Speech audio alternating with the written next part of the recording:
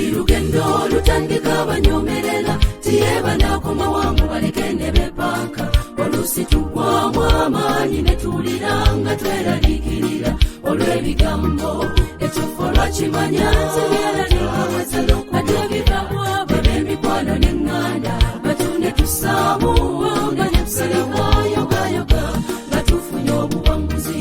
We have a reason to come before the Lord to celebrate what he has done. Abadenga tubalira yani ye Mukama ayita naffe. We have a reason to come before the Lord to celebrate what he has done. Abadenga tubalira ye Yesu ali naffe.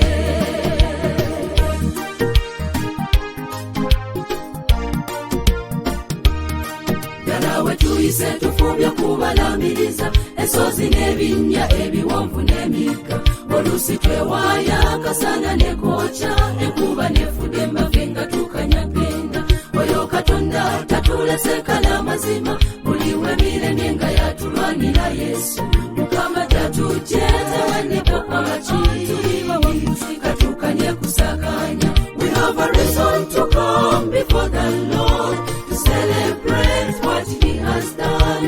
Abadenga tubalira yani ye Mukama ayita naffe. We have a reason to come before the Lord to celebrate what he has done. Abadenga tubalira ye Yesu ali naffe.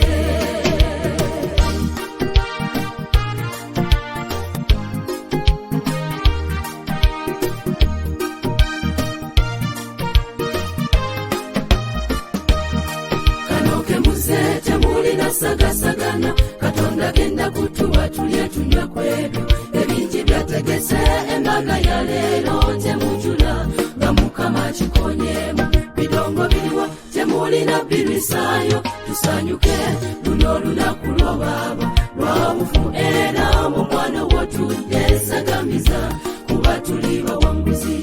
We have a reason to come before the Lord to celebrate what he has done. Abadenga tubalira yani ye Mukama ayita naffe. We have a reason to come before the Lord to celebrate what he has done. Abadenga tubalira ye Yesu ali naffe. We have a reason to come before the Lord to celebrate what he has done. Abadenga tubalira yani ye Mukama ayita naffe. We have a reason to come before the Lord to celebrate what he has done. Abadenga tubalira ye Yesu ali naffe. Abadenga tubalira yani ye Mukama ayita naffe.